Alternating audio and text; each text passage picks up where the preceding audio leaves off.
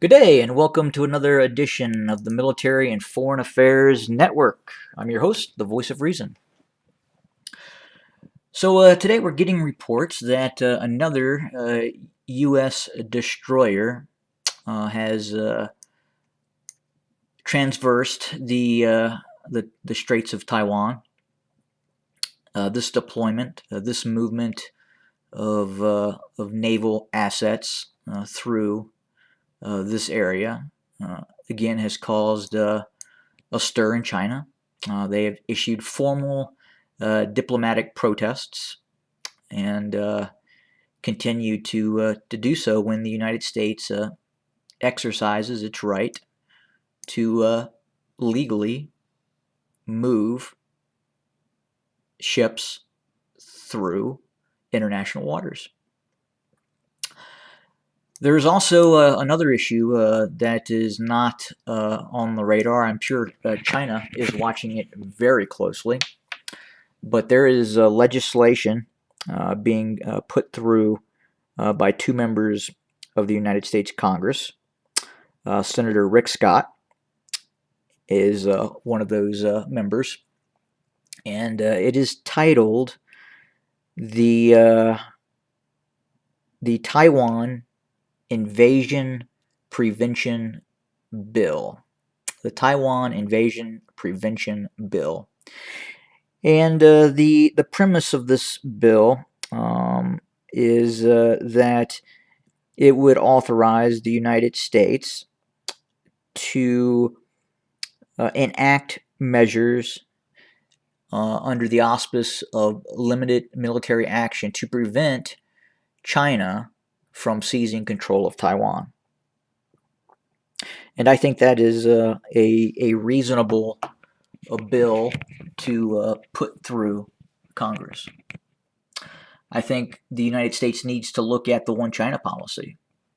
I think the sooner that the People's Republic of China comes to the realization that Taiwan is an independent nation and needs to be treated as an independent nation, the quicker the international community will be more at ease with China. China simply will not have the capability to do what it has done to, say, Hong Kong to Taiwan. It is simply not possible. And the Taiwanese need to look at strengthening the island's defenses. They need to look at rapidly expanding the homegrown defense infrastructure, the homegrown defense industry. They need to look at that microchip technology that the island is so well renowned for. It is a high technology state, and it needs to take that high technology and use those abilities in the manufacture of better and enhanced weapon systems that would deter China from attacking Taiwan. At the same time, the United States will continue to render assistance in terms of missiles and technology and aircraft and upgrading aircraft, again, to deter the Chinese from attacking Taiwan. But, where does this ultimately end? Right now, it would appear that China is rapidly expanding its armament industry, its military capacity, its ability to project power, its ability to attack Taiwan.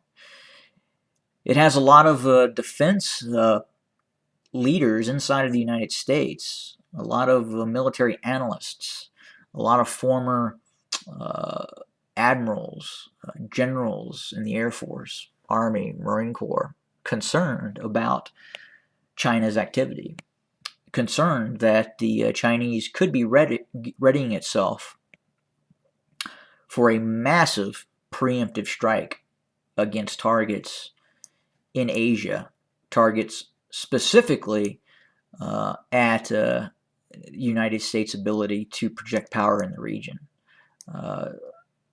Many of these officials and these analysts are looking at the possibility of a preemptive attack by China against targets inside of Japan, southern Japan, possibly targets inside of South Korea, Guam. Let's go look at Guam while we're here. Let's look at what's there, what is concerning the United States in terms of these ballistic missiles that could hit Guam. So that's the international airport at Guam. And obviously, military aircraft would indeed probably end up there if if these sites were hit. So as you can see, significant military infrastructure around Guam. And you can see B-1 B bombers. Definitely see activity going on in terms of building. And again, this is old, but significant military infrastructure on Guam. A lot of resources for the United States. And another air base over here. And you can further see just the kind of the bunkers that exist. And what the United States is worried about is China's ability to put a conventional ballistic missile right on one of these hardened shelters.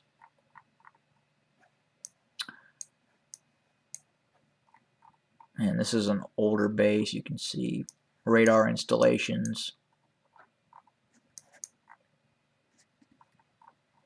But all these targets, this base, in theory, the United States' concern is that China would preemptively strike all these sites in any kind of conflict.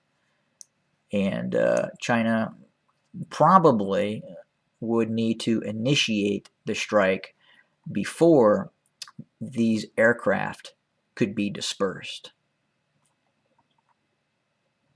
if that makes sense.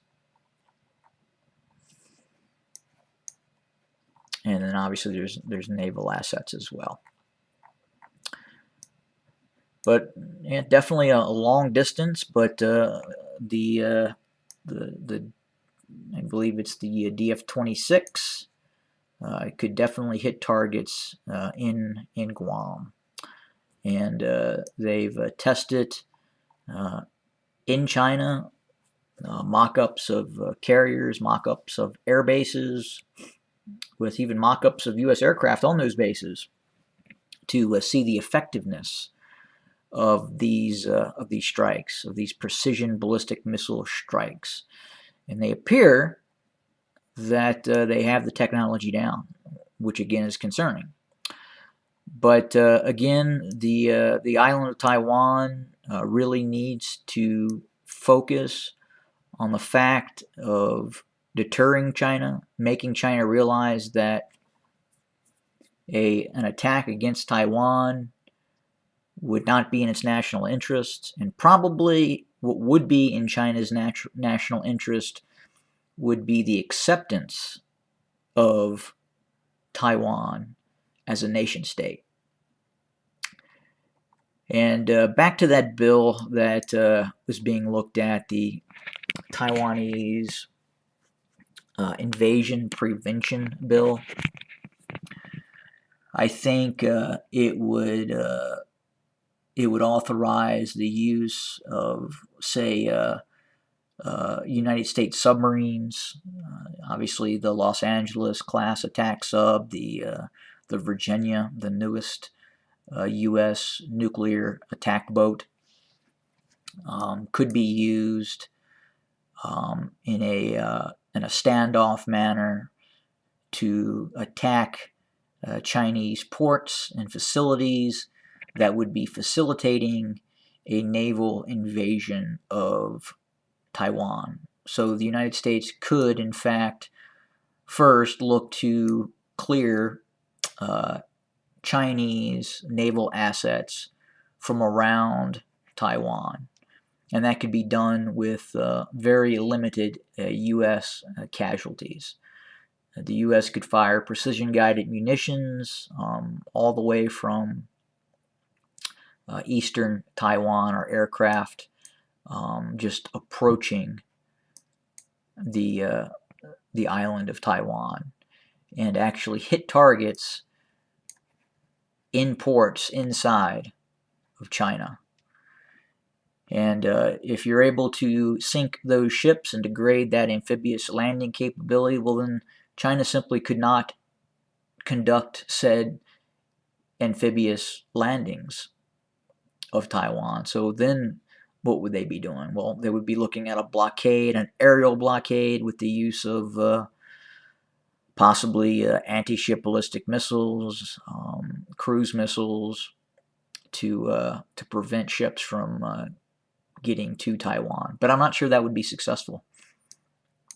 So again, I think the only recourse for China is to simply accept that Taiwan is a nation state and move ahead.